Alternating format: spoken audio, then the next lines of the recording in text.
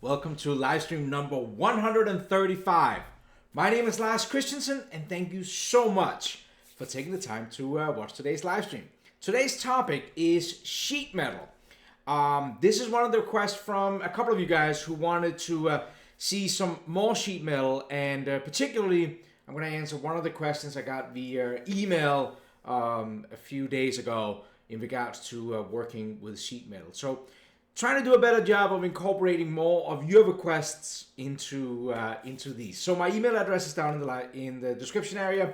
Send me an email if there's any future topics you'd like to see. See, we already get people in here. Greg, Mike, awesome, love it. Thank you so much. Yes, so today is sheet metal, and I thought we could have some fun with. What I want to try to do is share some of my, I think, best tips and tricks as we are going through here. All right, so let's get into where everybody want to be, anyways. Fusion. So right out of the bat, now I know that we're gonna have people on different levels, and we don't want to mess anybody up. Up here in the drop down, we have the sheet metal workspace. So we're gonna switch over to that. Now, the first thing that I just want to point out is seen some people do this, and it's fine, but there's different ways to do things in here. One way is to create a sketch on the top face here. So this is pretty like standard sketching, right? I'm going to hit the S key, select my center rectangle here, and I'm just going to make this 150 by 50. Hit enter. So that's just a sketch, nothing fancy here. Now inside of sheet metal, we're using the flange tool for all this. So if I click here and I select, we will get our first sheet metal type body. One thing I gotta point out in here is that this is where we can control the different libraries in here. And I've done live streams on how to customize these libraries in here for sheet metal. I've also left in the description area of the video, there is a link to understanding what K factor is and how you figure out what your K factor should be. I'm going to talk about that in just a second, just so we have everybody on the same page. But that library we can set in here with the first glance. I'm going to hit OK, and really all we got is a sketch. We got our first kind of like the bottom of a plate here, and now we could go ahead and hit the flange tool again. And we could click an edge, and then we kind of like creating the next side up here, make that 50. So here we kind of like have the first sheet metal bend. So one sketch, two features, flange features, you could say. Now, I just wanted to show another way to get to this point. Just, sometimes it's just a matter of just seeing things a little bit different. You could also, I'm not saying you cannot do this. You could also, let me start a new design, start another 2D sketch. Instead of selecting the bottom here, I'm actually going to select the side view. I'm going to hit alpha line and just sketch a kind of like the same thing we wanted before. D for dimension, 50 by 50. So now we just have this sketch here. And we could now go in, I did this in the model environment. Doesn't really matter because you can just switch over to sheet metal. We can select the flange here, and now we could create the same menu, the same flange, same menus with where we can do the different K factors. And so these two are now the same, right? But one has two features and one has one feature. I just wanted to kind of like, this is one we're going to work with. I just wanted to, kind of like just bring that up, that there's a couple of different ways to do it. So one less feature, I guess, to work with in here. All right. So let's get into some of the fun sheet metal stuff. Actually, no. Let's get into the fun stuff. Let's talk just 2 seconds of K factor. Just and sheet metal. I just want to make sure if somebody's watching this is kind of like a little new to you, what is sheet metal really means. So this is normally, you see sheet metal on like your your computer, this kind of like the chassis for your computer, around anything that is stamped out of metal. And the thing that sheet metal will let you do is that if we look at the sketch and we turn the sketch on here, and this is standard, right click, show dimension. You can see the sketch here. So right now we can see we made this one 50-50, right? Now the thing that happens with the material when we bend metal is that down in here the metal kind of like gets compressed, and here it gets stretched. Does that make sense? So like if you think about, you took like thin metal and you kind of like are bending it, you're actually crimping this area, compressing this area, and you're stretching this area. What actually means that if you took a flat piece of material and you cut it out, when you then bend it, it would actually not be that dimension anymore. What I mean by that is that this is inside here is 50 by 50, so you could think that this would be 100, but it's actually not. If I go in and I use the create flat pattern, we're gonna cover the difference between unfold and flat pattern because some people have asked about that.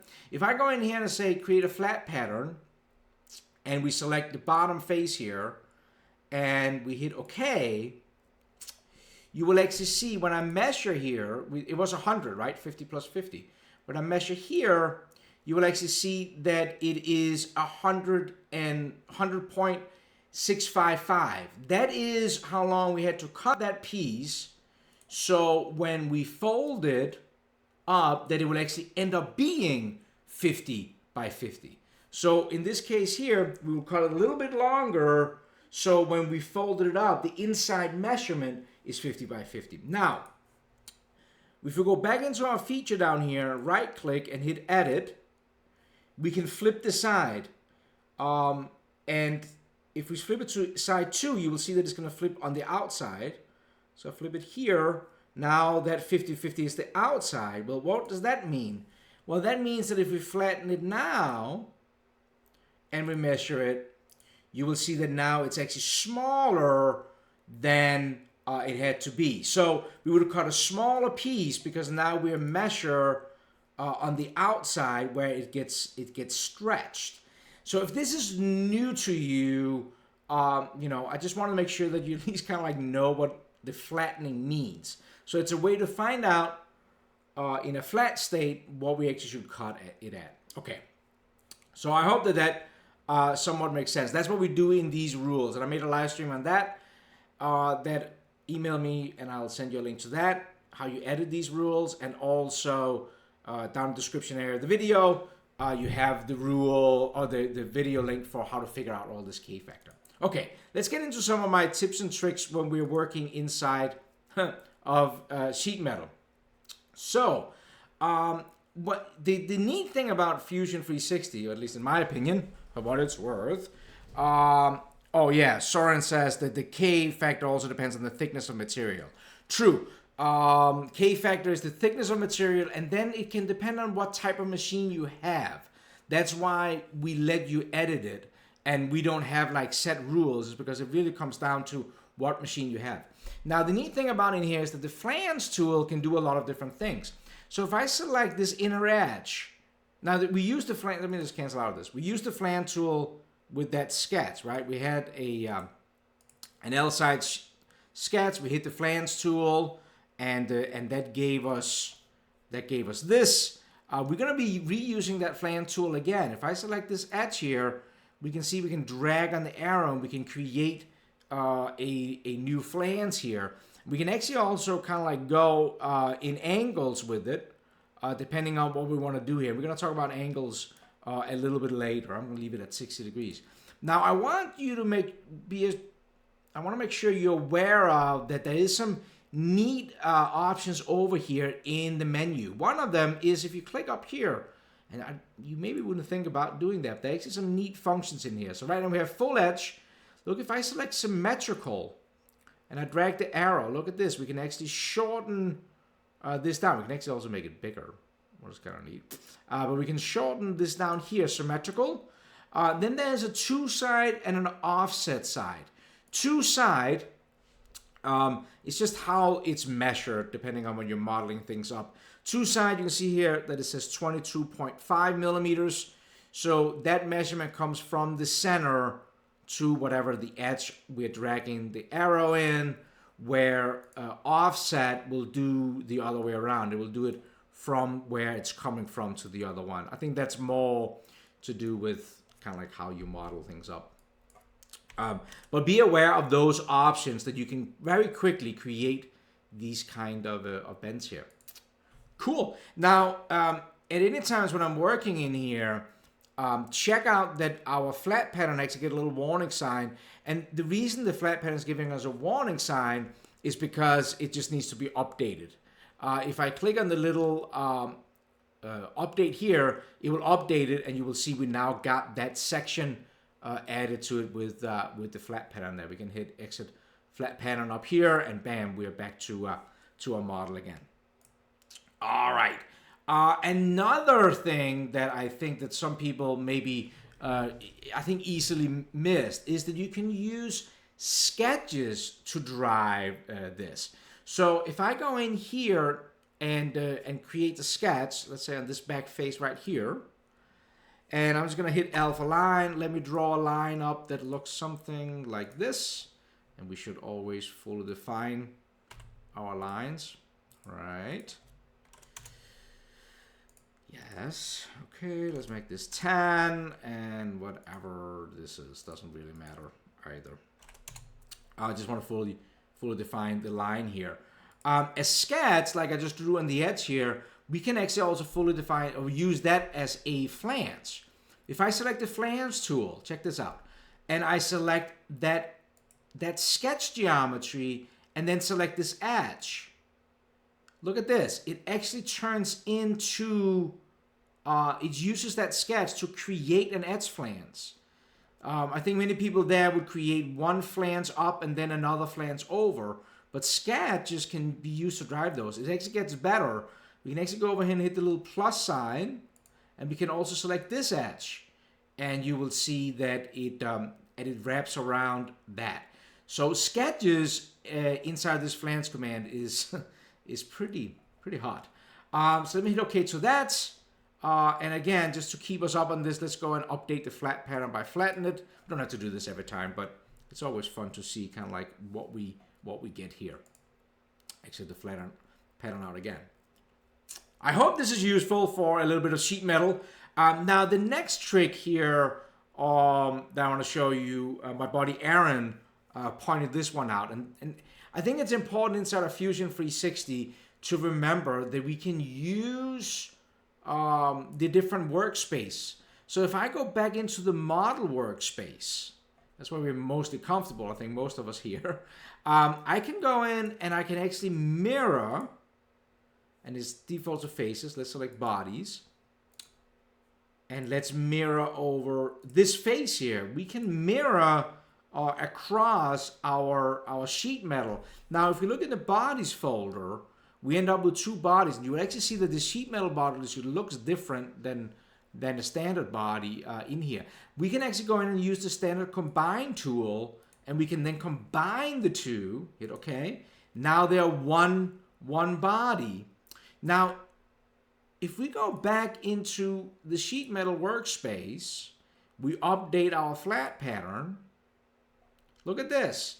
It's actually smart enough to know that we just mirrored all this, patched it together. It's smart enough to know that it has to flatten that out and combining the two. I think that's pretty good. Another thing I want to make sure you're aware of is that some of the other tools that we are used to working with inside the model workspace also works in here. So if I, for example, go in and select this face right here, hit Q for press pull, I can actually drag out and make this sheet metal piece longer if I want to. Same thing if I go over and click on this face on this flange. This is actually the mirrored flange, and I hit Q there, you will see that that can be pulled out. And not only can it be pulled out, but it keeps its angle in here, right? The offset out here. So I just want to make sure that you know that some of these tools are in here. Now let's just flatten that just so we can take a look at that. Okay, so it's constantly changing the shape of this this flat pattern. Now, another question I've gotten from a few people, and I hope I'm not going too fast. If I'm going too fast, don't forget you can always rewind and see it again. In here, some people have asked the question of between the create flat pattern and the unfold. So I wanted to show that. Now, the flat pattern we've kind of like covered here. We flattened it out, and it gives us what flat plate we should cut this out of. The unfold is more, it actually doesn't calculate the stretch like the K-factor does. We're using the unfold if we want to be working within this. So I can go in here and say unfold the stationary entity. I can select that body down there. You can actually select all bends and hit OK, and it kind of like did the same thing as the flat pattern did, just without really doing anything. I can refold it again. And by the way, this creates a feature down here in the feature tree, what is pretty cool. Now, if I uncheck this, everything that is green can actually be unfolded. So what I can go in and do here is I can flatten out maybe just a section that I want to work on. So now I'll just flatten those two, right? If I do that again here, so you can like see, I just flatten these two edges here, hit OK. Oops.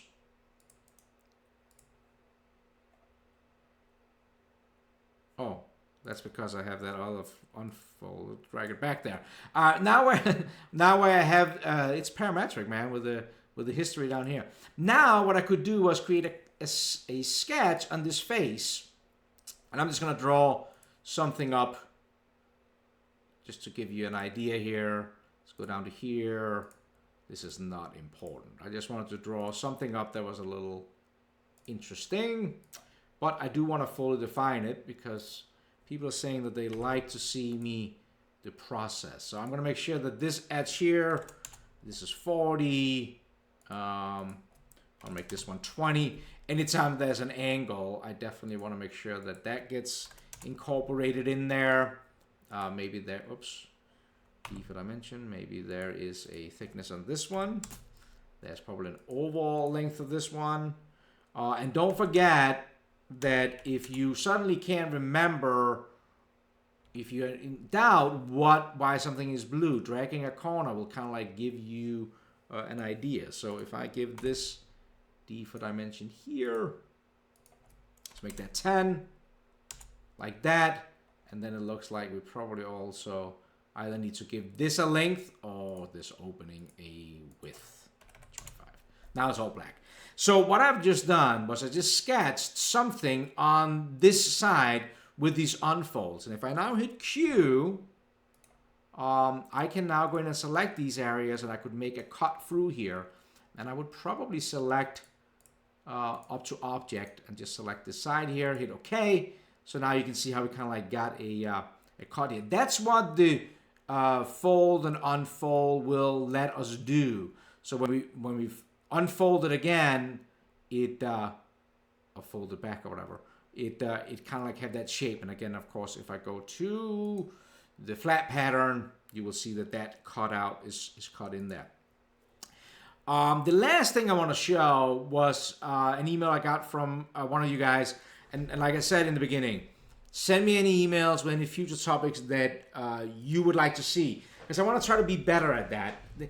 Really, these live streams, just trying to add a little bit more value to your Fusion experience, and I want to try to incorporate more of your questions in there. This one here was one that was asked that I thought was very good. If I, for example, go in and create a sketch here on this face, and let me just create a line, and I'm going to snap it into this corner. Let's go up here, and let's close it off like this, default dimension, and make this one, let's make it 30 maybe. And then the person had done a cut with it. So we're going to select this and just cut all the way through their part like this. Okay, so now we have like a 30-degree cut here on the back. Now, this person had used the parameters tools that also exist inside of sheet metal, of course. We talked about parameters before, to control that 30 degrees, right? So there we have the sketch with the 30 degrees. Well, if you wanted to create a flange that came up here and then followed that 30 degrees there, whatever, 120 inside, outside, whatever you want, how do you make it so that 120 there updates with that other parameters up here? Meaning, how do you associate kind of like the two? And that kind of like goes back to what I did before with you can actually use sketches. So what we could do, we had a couple of different options.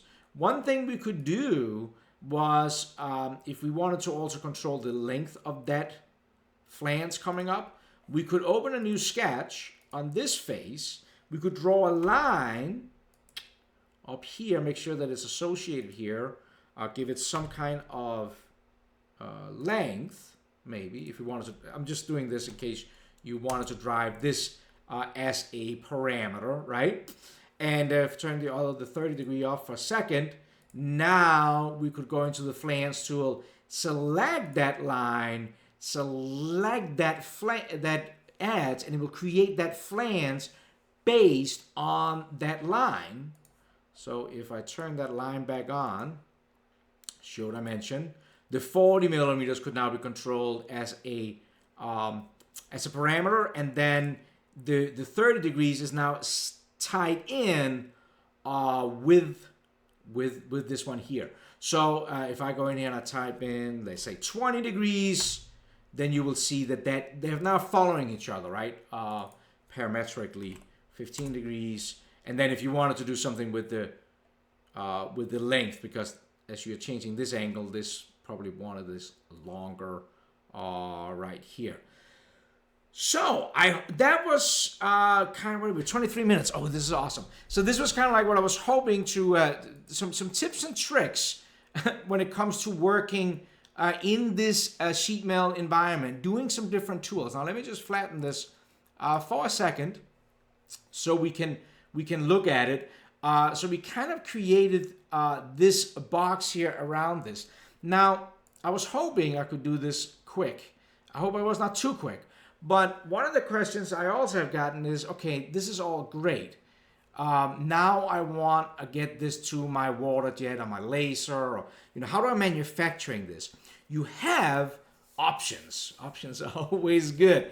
One option is to go back into our flat pattern, and you can click up here. This was an enhancement added where you can export it out as a DXF. So many lasers and water jets and so forth use DXF to kind of like use the outside. Now, you could also use the cam environment in here, inside of Fusion. And the nice thing about doing the cam environment is you now get some parametric. If there's a design change, things will update. Now, you need to know how you do use sheet metal. You convert it over to cam. So I wanted to show that quick. I know that I didn't advertise this as cam, so we're just going to spend 4 minutes on this and we're done. So what we're going to do is we're actually going to go back and we're going to use that unfold. And we're going to unfold the entire thing here. So now it's just unfolded here. And then what we can do is we can create a sketch on the top of this. Okay? And you guys have probably already used P for project. Now if I hit P for project, if I just click here, I only get an edge. But if you select here, you can actually project the whole body. Maybe never tried that before. We can project the whole body here. Okay, so let me hit OK to that. And if I just hide the sheet metal body, I can actually now just hit Q, and I can select, oh, let me just window select the whole thing. Window select the whole thing. Window select the whole thing. There we go. And I can now add that the thickness of our, oops. Oh, cut. We want to do it as a join. The thickness of this thing, if I can type, minus 2.5. There we go. So now we actually end up with we have a sheet metal body, and we now have this solid body, standard body that we can now use in CAM. So now if I jump over to CAM quick, into the CAM workspace. Oh, I gotta re-unfold. That's fine. Okay. In this CAM workspace, we can now create a setup. I'm not gonna talk too much about this, but I just want to show it to you. So we're gonna create a setup here, and we can of course do whatever we want to do with our origin.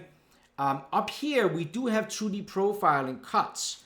So for example, water jet. So let me just go in here and select a tool path for that. I'm going to show you a design change just in a second. If we go into the profile tools and metric, you will see we have, water jet, laser cutter, plasmas, and there's posts out for all this. Let's just select the outside boundary, hit OK, and what you will see here when I simulate this is I now have created a water jet tool path. Water jetting around here. The neat thing about doing this is that if we go back into the sheet metal environment and hide our original body and bring up that body we worked on before, if I decided to go in and make a design change, so for example, this last flange, and let's go and do it, symmetrical, and drag this one and make this way thin, right? Now everything updates, hit the flat pattern, it definitely becomes narrow, right? Now it also does that. Let's just switch over to our CAM environment over here. And we just gotta show the right body. You will see that that got thin also. So everything updates. Now, if I just click on the 2D profile, you will see that it still shows the old size, but as soon as I you see we have a red warning. As soon as I right click, generate toolpath, that will update there.